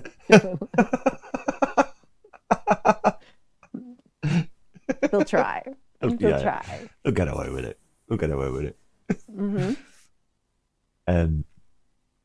So something as well that we've got on this list was don't labour the point with anything. Oh, yeah. Write as much as you can. Don't judge it, whether it's good or bad. Just get it written down, but don't labour your point. Get to the point, basically. Spit it out would be my advice. Mm-hmm. And then with that, we've got genres. So, like you did with your song, with Son of Snake. Now, Ready, Steady, Go, when you wrote it and presented it the first time, it was an acoustic folky song, isn't it? Again, yes. Slightly pop, more... A little, more, yeah. You know. Yeah. And that arrangement, way of presenting it with Son of Snake was a total 180, wasn't it? Mm-hmm. Couldn't be... But it's the same song. Same chord progression, same lyrics, didn't change the structure of the song, nothing. Yeah. Now then, I come across this quite a bit with people who come to me with songs, and I think, oh, okay, yeah, I kind of think I know how that should be presented. And it's a world away from what they had in their head about how it should be produced, you know? Mm-hmm. But the point I'm really getting to here is that the song can be anything it wants to be. It can be a stripped back acoustic. It could be just with a piano. It could be a 4-on-the-floor dance track. It could be put as a metal song or a punk song like we've just seen. So the one thing I'd try and say to anybody is don't get too attached to it as well. I know the songs and you're writing from the heart and you're pouring out your soul, but at the same time, don't get too attached with it in how this is how it must be. Let it breathe itself. So one day, play it a bit slower on the acoustic, or another day, play it as a punk song, see what works.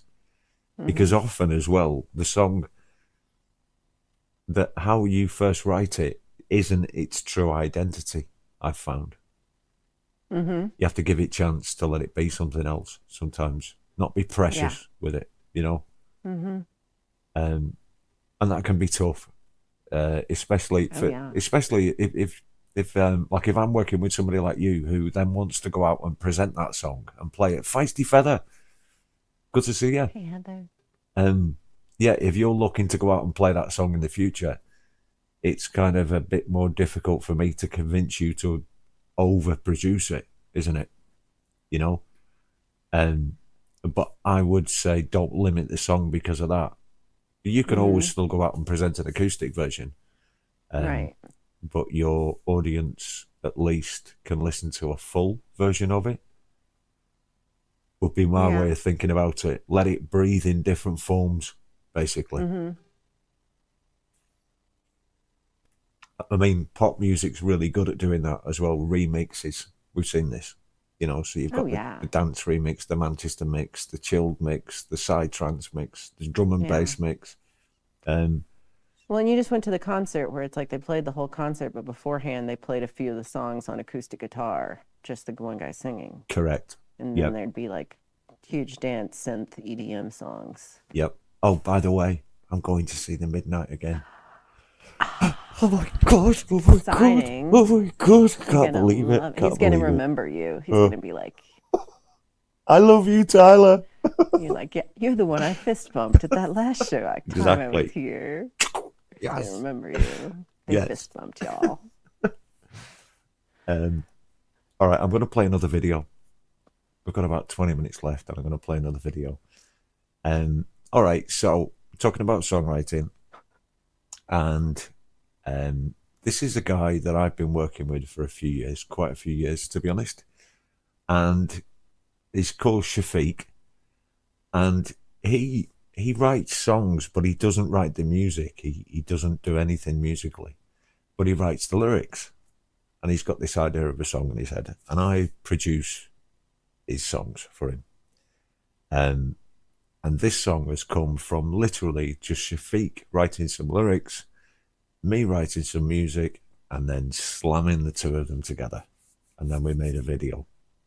So these two things technically existed in completely separate worlds, and then we've just stitched them up together, and it became a song. And this is Shafiq Raymond and a track called The Choice Is Yours.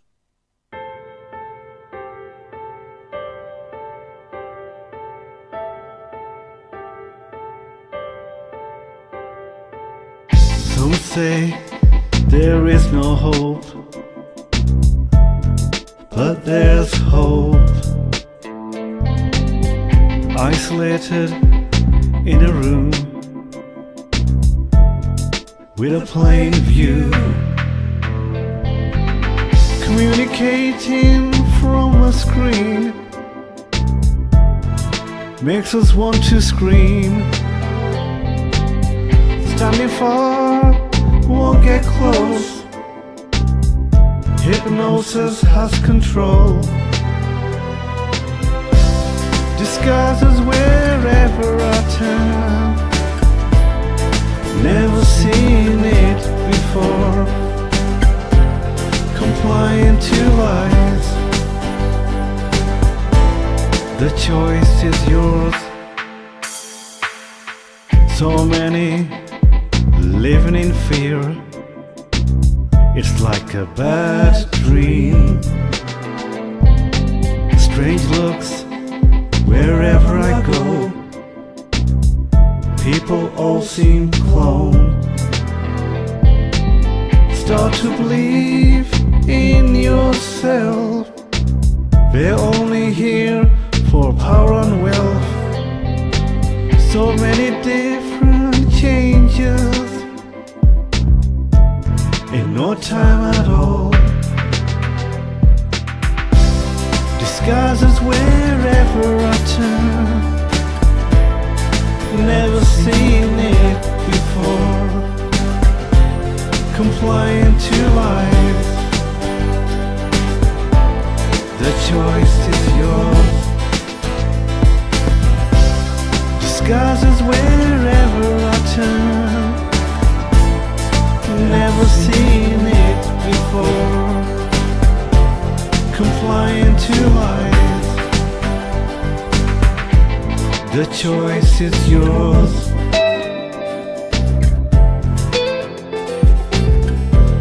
The choice is yours.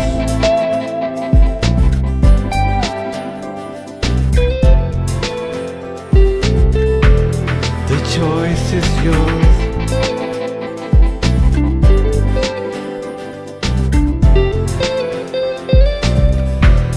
The choice is yours.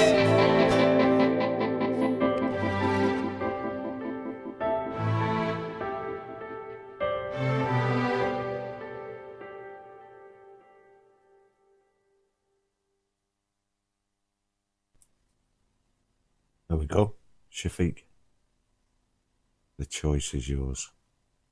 That was a great example too, I think, of like, you know, I feel like you started with his words and then figured out how to put that into a song, which is often what I'm doing. So I thought that was a great example of that. Using the words, the way the words are said in the sentence and the rhythm of the words themselves. Well, that is something that I do, to be honest. I don't know whether you do the same thing, but I do the same thing. Right, yeah. So you get a phrase, and that phrase has a rhythmical content, doesn't it?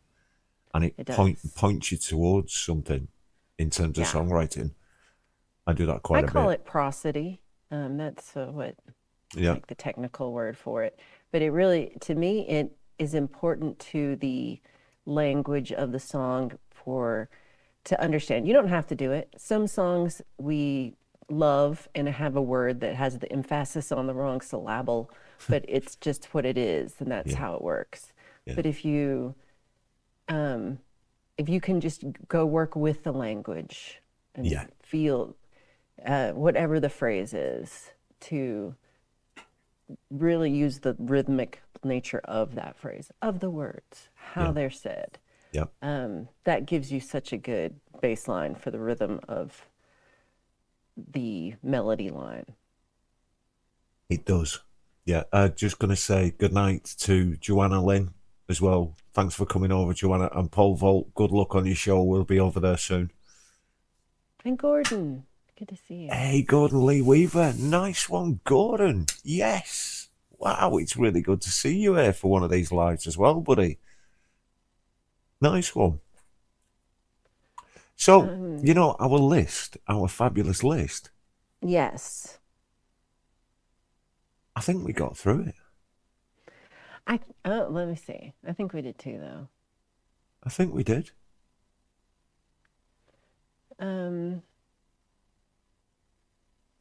Yeah, the last on the list is just keep your song to 3.5 minutes tops or less, unless you are the Methadone hamsters, in which case you can blather on for 7 minutes.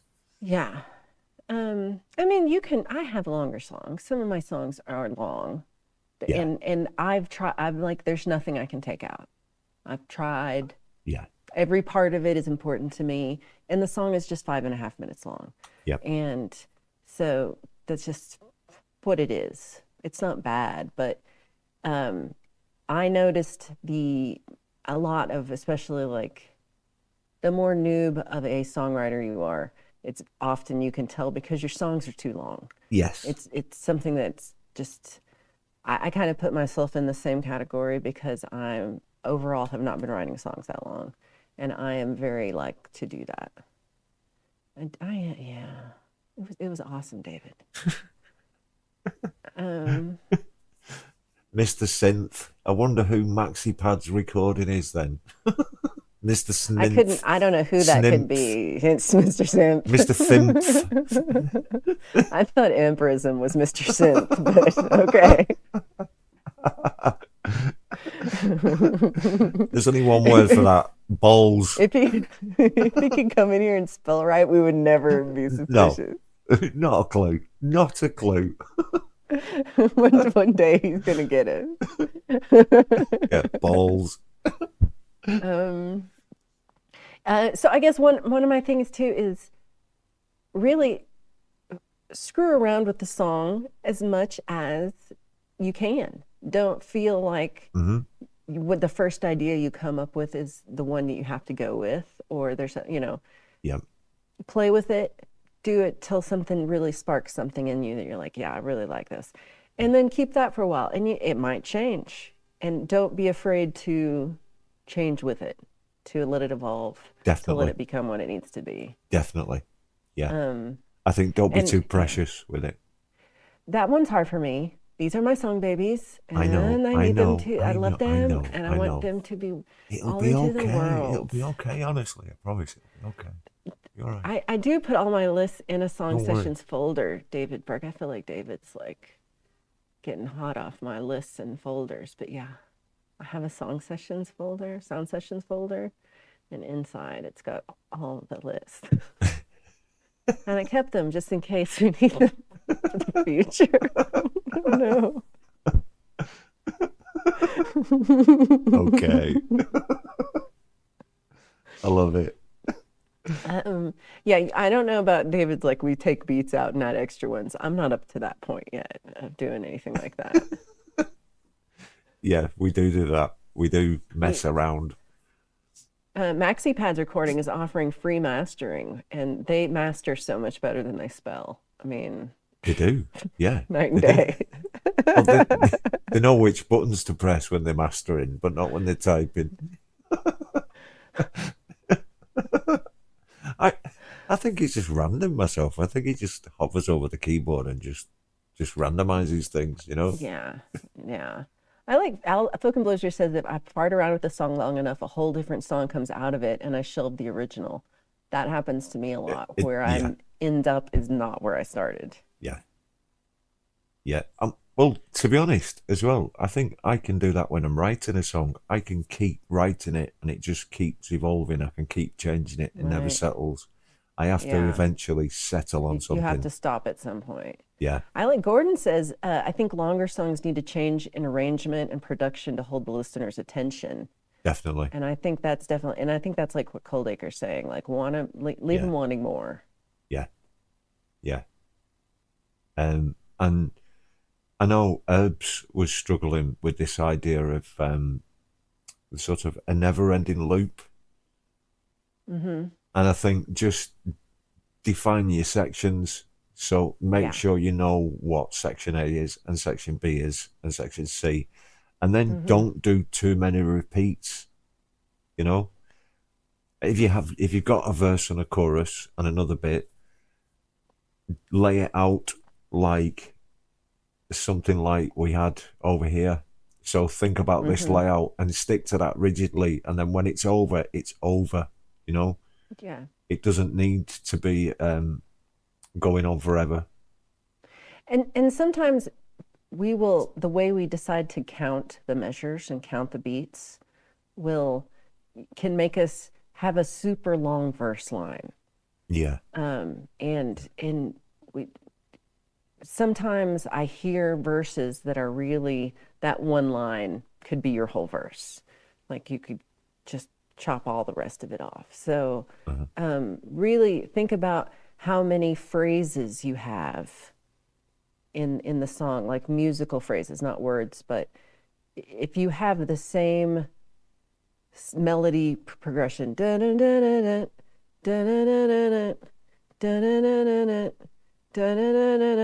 all you can do. You got to move on to something else now. Oh yeah. But if you did the same thing and you went dun dun dun dun dun, you can do that 4 times, and it's 4 times as long. It has to be. It can't be. You can't be. Repetition is great in choruses. It is. In verses, it makes verses feel too long. Yes. And especially in instrumental music, when all you have is that melody kind of to focus on. Yeah. It needs to have, the verse needs to have more space than you might think. Especially if you use loops in the, like how a lot of loops are set in. A lot of loops are set to be too fast, or, you know, you need to break the loop up into littler loops or put in things between them. Hey, George. Okay. Yeah. Good to see you. Jorge. Yay. Yeah, you could stretch it in half. You could double the length. I like this. So David says the best writers are long songs, work a theme through multiple sections, but make changes and adjustments to them. Yes. And that's it, because you want it to be similar. You want there to be that line that goes through without getting bored of it. I think this is one of the reasons I've always really enjoyed Rush, because they are, as individual players, they're progressive through the track. So Neil, as a drummer, he'll play the first verse and it'll be quite simple, and then he'll play the first chorus and it'll be quite straightforward. But then the second verse, he's up the ante a little bit for the verse. The drum part has progressed, and then the fill progresses into the chorus, and the second chorus is a bit more complicated with a tougher fill, and they all look at it like that. So it's Herbs was mentioning before, this linear path through the song that you can take the listener on. And progression is something that is really good for that. So if you've got your idea for the first verse, try presenting the first one stripped back and the second one with a bit more in it, and the first chorus a bit stripped back and the second one with a bit more in it, so that things build as they go through. Yeah. You know? I'd like to point out, when you're writing the song, the first thing you write isn't necessarily the first verse. Correct. Or the chorus. Yes. Good So point. don't be afraid to, like, it's just never going to happen where you write first verse, chorus, second verse. No. No, you're going to write all these little pieces and put them together like a jigsaw puzzle. Yeah. So you're going to really want to feel flexible and not think that it's going to like all pop into your head linearly. Yeah. But you're going to slowly fill out this kind of crossword until you have enough pieces to fit it together. And think about things like repeating lines, repeating words, using simple words, you hate this, stretching out the words longer than you say them. Like, I love a prosody filled song, but if you hold on, you can, it's a different song, and you can not have to have as many words, Yes. which is good. Yeah. And yeah, don't try. I mean, I love Bob Dylan, and I do try to be like Bob Dylan, but you don't have to have that many words. Please don't try to be like Bob. Please don't do that. We like you as you are, and I try to be like Bob Dylan. well, yeah, but you know, we're all right for that, thanks. You know. But I'm gonna do it. I don't care if everybody else hates my Bob Dylan. I love it.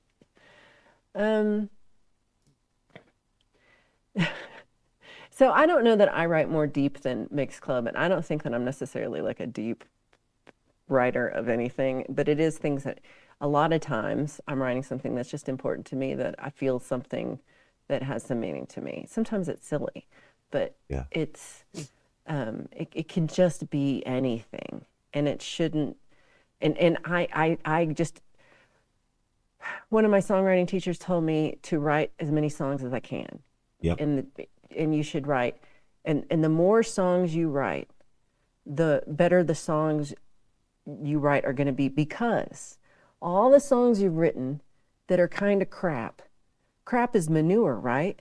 And so manure is like great for flowers and growing great things. So you got to write like 40 pounds of manure in order to have some room for some beautiful flower songs to write. Yes. And, you know, because if you saw what I mean, you probably hear a tenth of the songs that I write get to your ears. And of those, like, some of those you hear once. And I'm like, nope, into the bottom. So write as many songs as you can, because it just makes you a better writer, and it gives you more strength to write and more confidence in writing. Definitely. And because it's scary to everybody, and every time I still sit down, I'm going to write a song.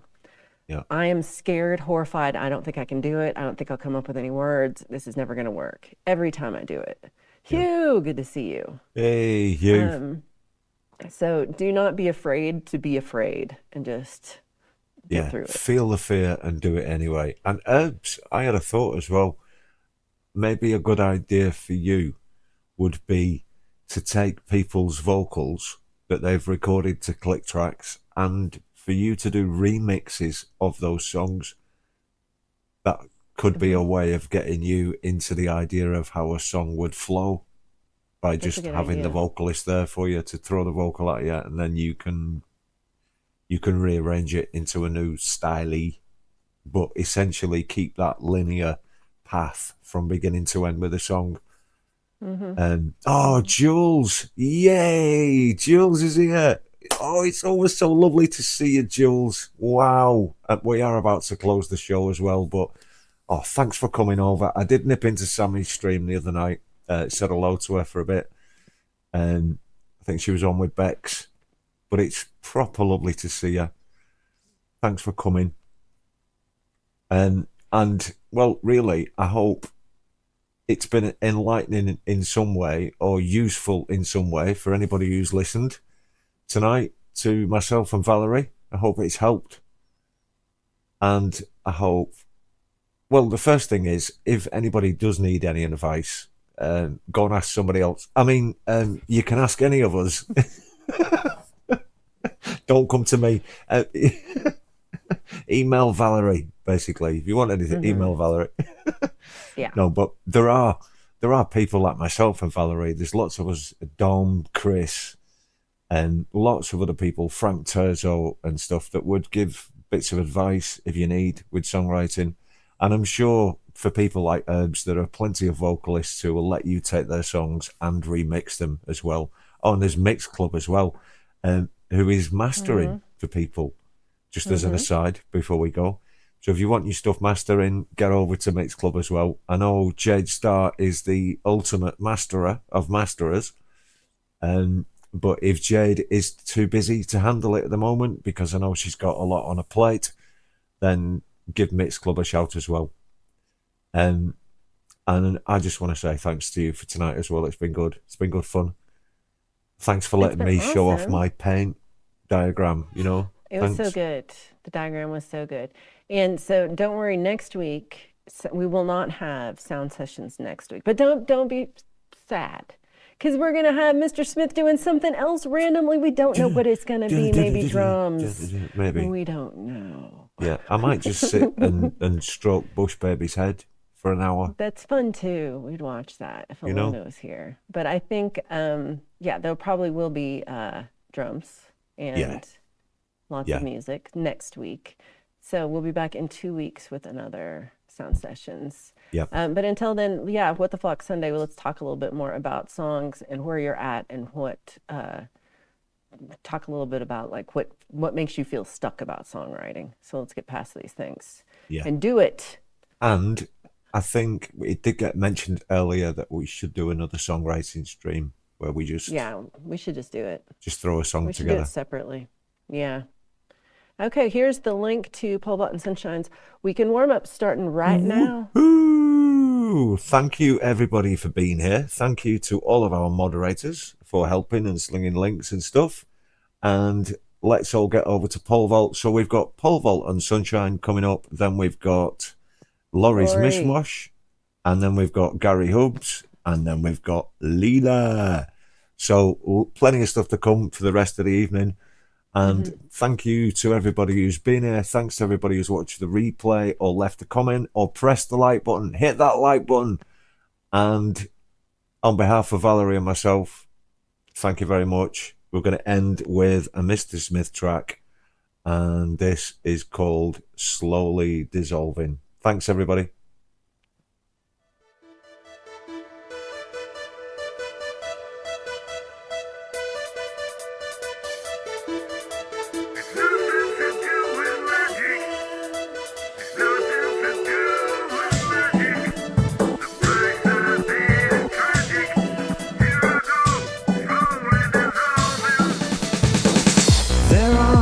Superheroes, and my own salvation sits in my hands. Maybe there's some heaven or some kind of hell. Which way I'm going, I just can't tell, just can't tell. It's nothing to do with magic. No, it's nothing to do with magic. The price I paid is tragic. Here I go, slowly dissolving. There is no Neverland, and I'm no Peter Pan. Life slips through my fingers like grains of sand. If there's a heaven or some afterlife,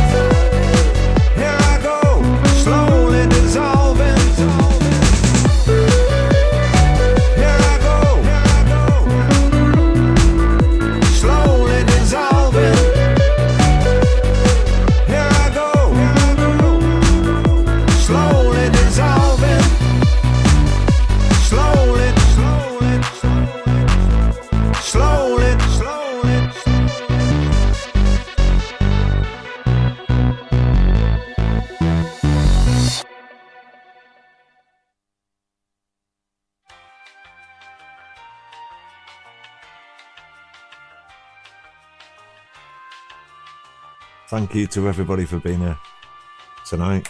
Thank you to the mods. And a real big thanks to Valerie as well. I'll see you next week with some drums. And we'll catch you all over at Pole Vault and Sunshines for the weekend warm-up. Love you all. Deal with it.